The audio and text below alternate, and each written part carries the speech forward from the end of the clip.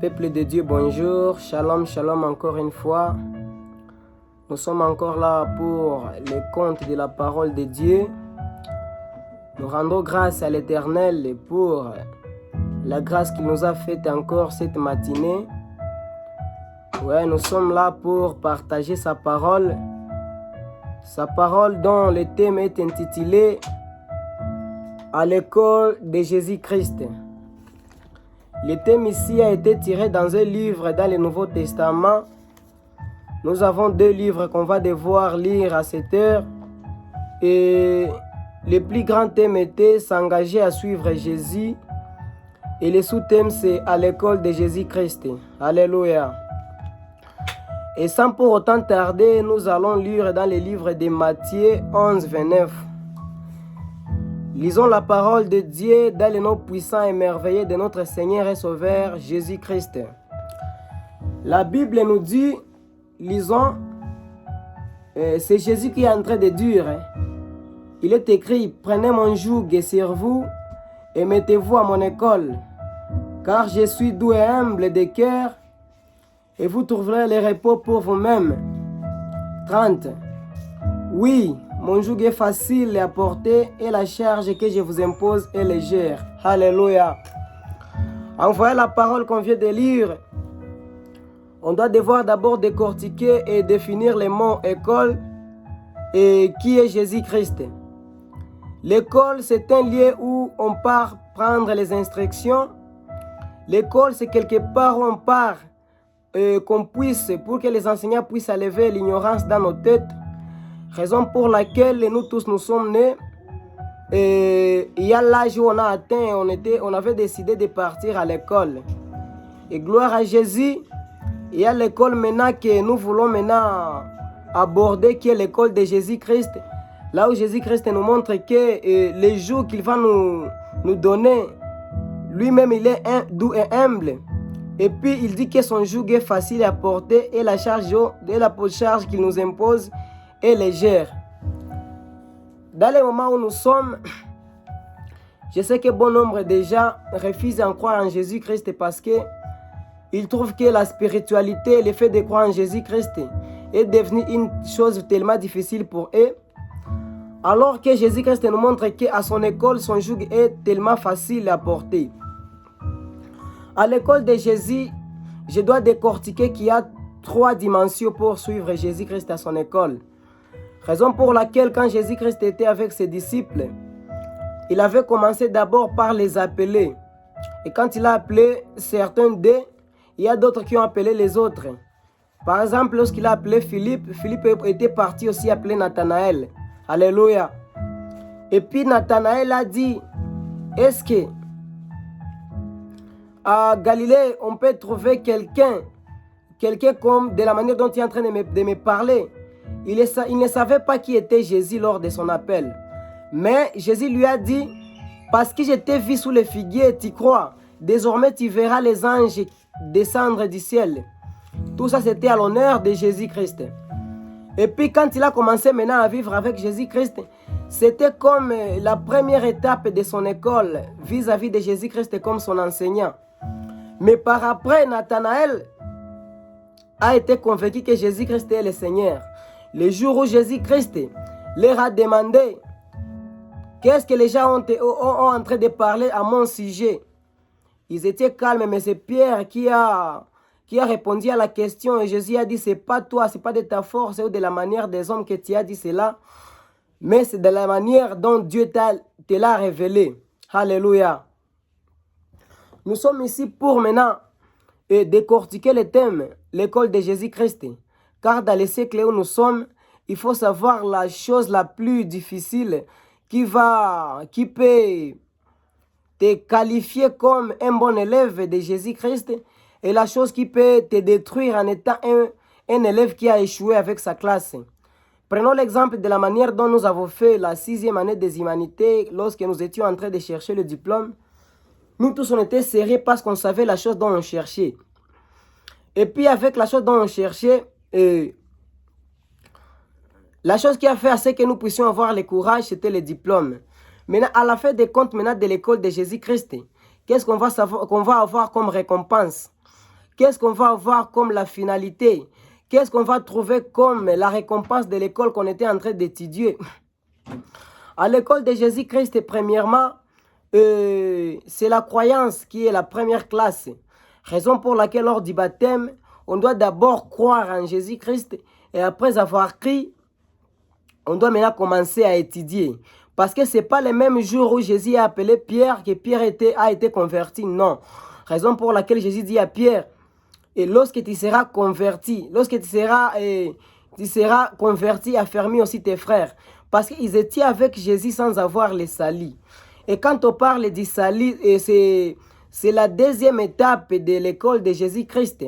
Comme on a dit, la première étape, c'était d'abord la croyance. La deuxième étape est le salut. Et avec le salut, et si nous recourons un peu, nous prenons la référence sur les épîtres de l'apôtre Paul, Paul est en train de dire quoi? Paul est arrivé à un moment où Paul a commencé à dire maintenant que non, j'ai fait le bon combat, j'ai achevé ma course et j'ai gardé la foi. Mon frère, je te dirais que la foi, c'est la troisième classe. La foi, c'est une chose à ne pas dire seulement sur la bouche, mais la chose qui provient de nos cœurs. Parce que le cœur de l'homme est la source de toutes choses bonnes ou mauvaises. Raison pour laquelle Jésus dit que c'est par l'abondance du cœur que la bouche parle. Et il est écrit dans le livre de Marc que non, le péché, d'abord la source, c'est dans le cœur. Parce que dans le cœur, il y a des mauvaises ou des bonnes pensées. Alléluia. Décortiquons maintenant sur les points de la croyance. Après la croyance, on va devoir parler sur les salis. Après les salis, nous allons nous arrêter sur les mots foi. La croyance, d'abord, il y a des volets dans la croyance. Il faut d'abord croire en Jésus-Christ comme étant fils de Dieu. Et après avoir cru que Jésus-Christ est le fils de Dieu, il y a la deuxième sous-étape dans la croyance. Et là où vous allez trouver comment est-ce que Jésus-Christ est le Dieu créateur. Conformément aux Écritures, se trouvant dans les livres de Jean 1, on nous montre comment est-ce que la création s'est passée moyennant la parole qui est Jésus-Christ. Tout a été fait par la parole. D'où Jésus-Christ, c'est lui qui a créé parce que c'est lui la parole. Et puis si on ajoute encore les versets se trouvant dans les livres de 1 Jean 5, 20 à 21, on va devoir nous montrer qu'en dehors de Jésus-Christ, c'est l'idolâtrie. L'idolâtrie, c'est le fait d'adorer un autre Dieu qui n'est pas le créateur. Tout cela, ça doit nous orienter maintenant vers la perdition si on n'adore pas Jésus-Christ. Raison pour laquelle, à part Jésus-Christ, il n'y a pas de salut. À part la croyance, la bonne croyance en Jésus-Christ, on ne va pas arriver dans la troisième année comme la classe à l'école de Jésus-Christ. Deuxièmement, maintenant, il y a beaucoup de versets d'abord qui nous montrent la divinité de Jésus-Christ. D'abord, tout a commencé avant la naissance de Jésus-Christ par la prophétie qui a été donnée par le prophète Ésaïe dans l'Ancien Testament jadis. Le prophète Ésaïe nous a montré comment est-ce que l'enfant qui naîtra, il a dénommé quels seront ses noms.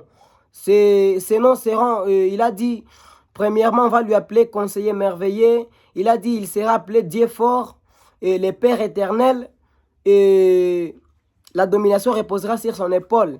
La domination qui est la puissance du Saint-Esprit.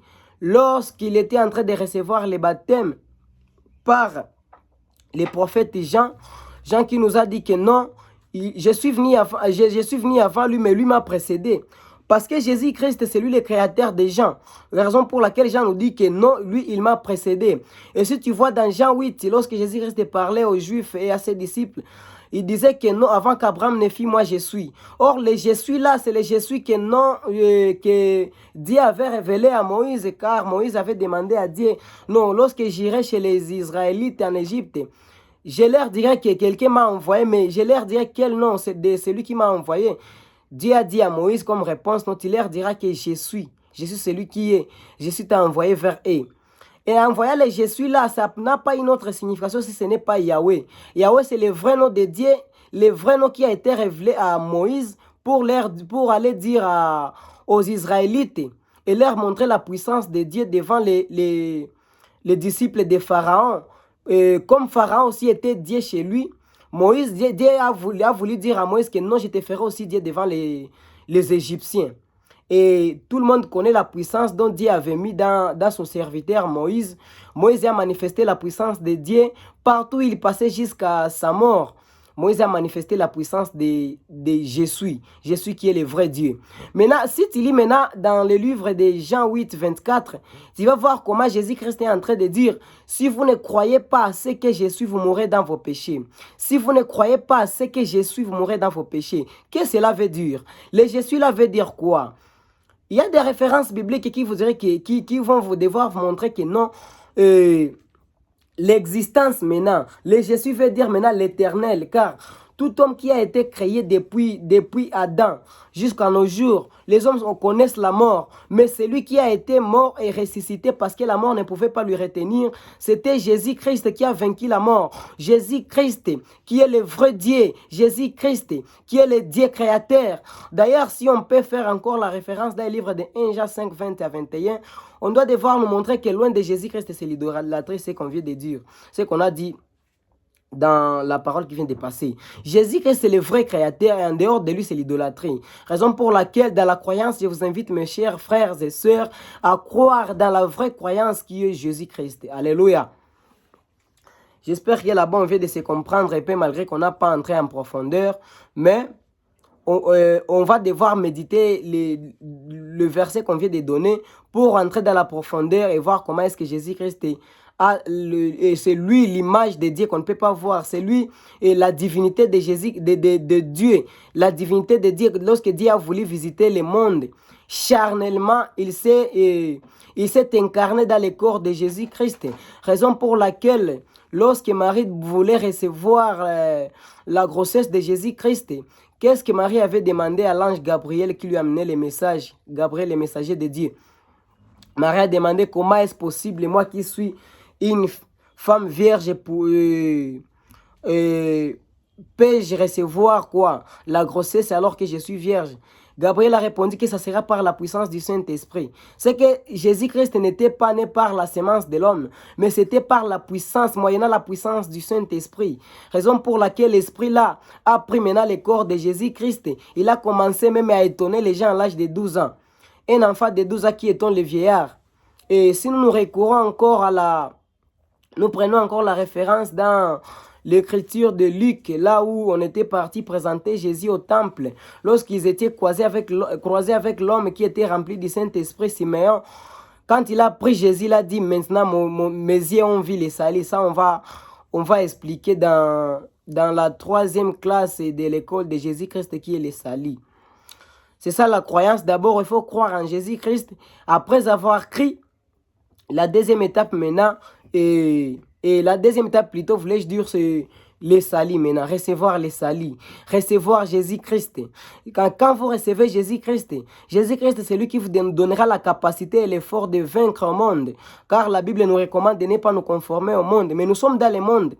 Comment est-ce que nous pouvons réussir à voir les salis, à garder les salis qui est Jésus-Christ? Comme Simeon l'a dit que mes yeux ont vu les salis. Comment est-ce qu'on peut recevoir la capacité et la puissance de garder quoi, les salis dans notre vie? Notre vie est remplie des envies, notre vie est remplie de péchés, notre vie est remplie des choses là qui ne reflètent pas la gloire de Dieu. Raison pour laquelle dans le livre de Romains 3, on est en train de nous dire quoi? Si je ne me trompe pas, Romains 3, 23, on nous dit que non, tous ont péché, sont privés de la gloire de Dieu. Comment est-ce qu'on peut parvenir à perdre la gloire de Dieu dans notre vie? C'est Jésus-Christ qui était revenu maintenant nous remettre encore, nous redonner encore la puissance de Dieu qui doit être en nous lorsque nous croyons en lui. Raison pour laquelle Jésus-Christ nous dit que l'œuvre de Dieu, c'est de croire en son Fils.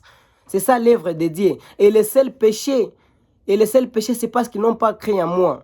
Et le jugement, c'est parce que les princes de ce monde est déjà jugé. Alléluia. J'étais sur le point du salut. Le salut, c'est Jésus-Christ.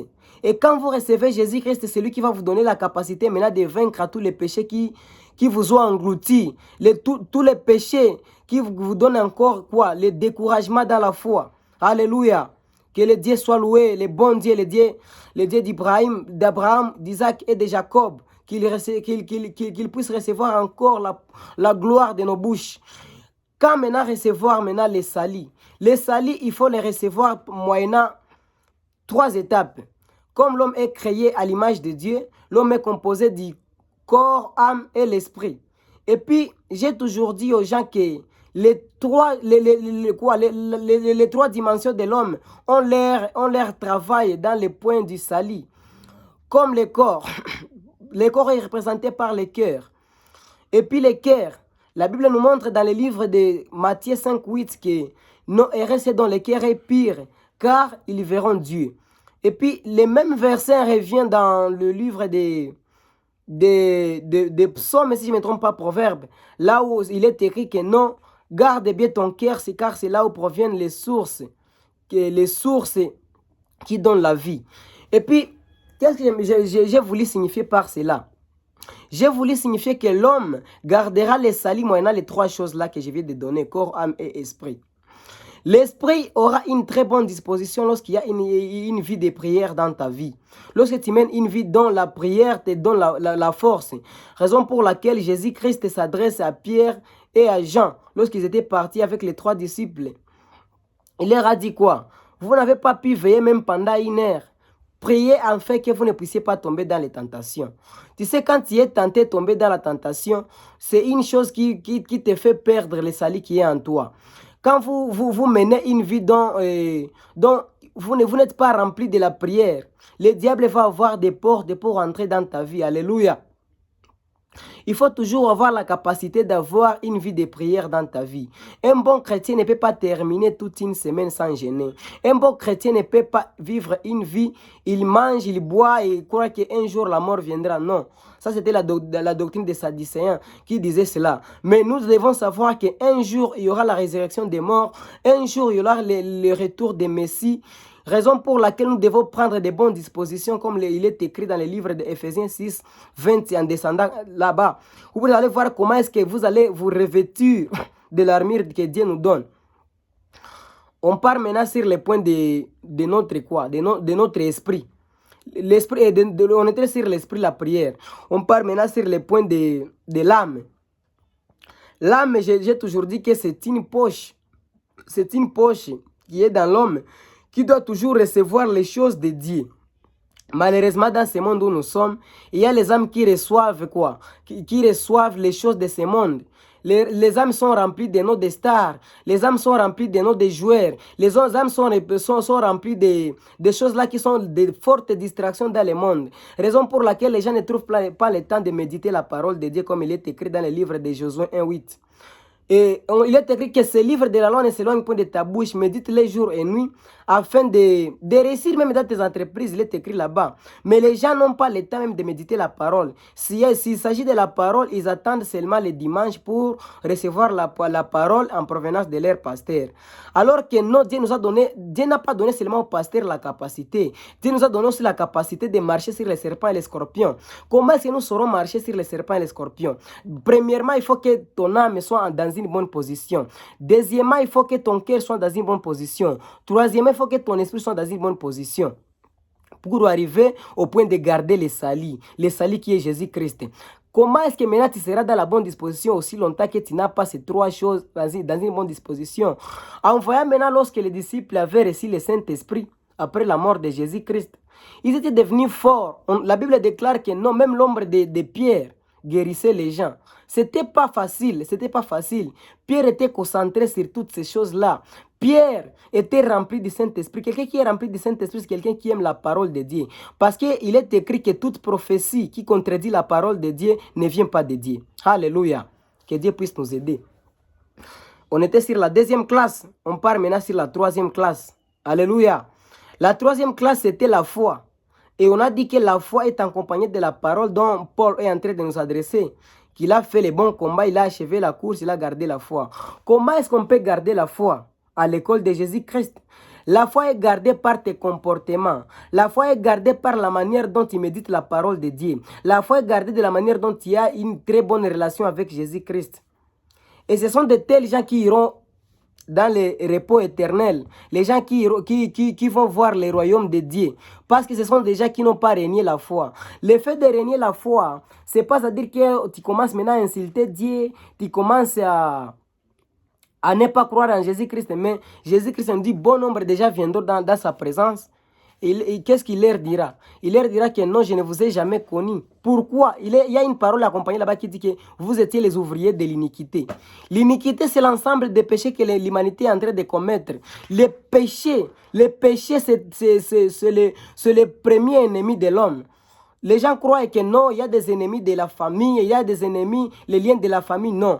Les liens de la famille ne peuvent pas avoir quoi? Un accès dans la vie d'un homme qui révère Dieu, dans la vie d'un homme qui a une forte relation avec Dieu. Parce que Jésus a dit que vous connaîtrez la vérité vous affranchira. La vérité viendra affranchir d'abord les péchés en premier lieu. Parce que Jésus a dit là-bas que vous dites que vous n'avez jamais été esclave de personne, mais vous êtes les esclaves des péchés. Que Dieu puisse nous aider. Parce que le seul virus qui tue la vie d'un chrétien, c'est le péché. Retournons d'abord et prenons référence dans l'Écriture qui dit que non, soyez saints comme votre Dieu est saint, votre Père est saint. C'est la parole tellement profonde qui nous montre comment nous devons avoir une ressemblance à notre Créateur. C'est une parole qui nous montre comment est-ce que nous devons marcher avec Dieu. Dieu ne marche pas avec la personne qui est sale, parce que lui-même est saint. Un corps sale ne peut pas entrer dans des habits neufs. Et du jus propre, on ne peut pas mettre dans le récipient qui est sale. Non, ça n'existe pas. Maintenant, toi, en tant que la vase dont Dieu veut utiliser, il faut d'abord avoir une vie de la sanctification conformément à sa parole.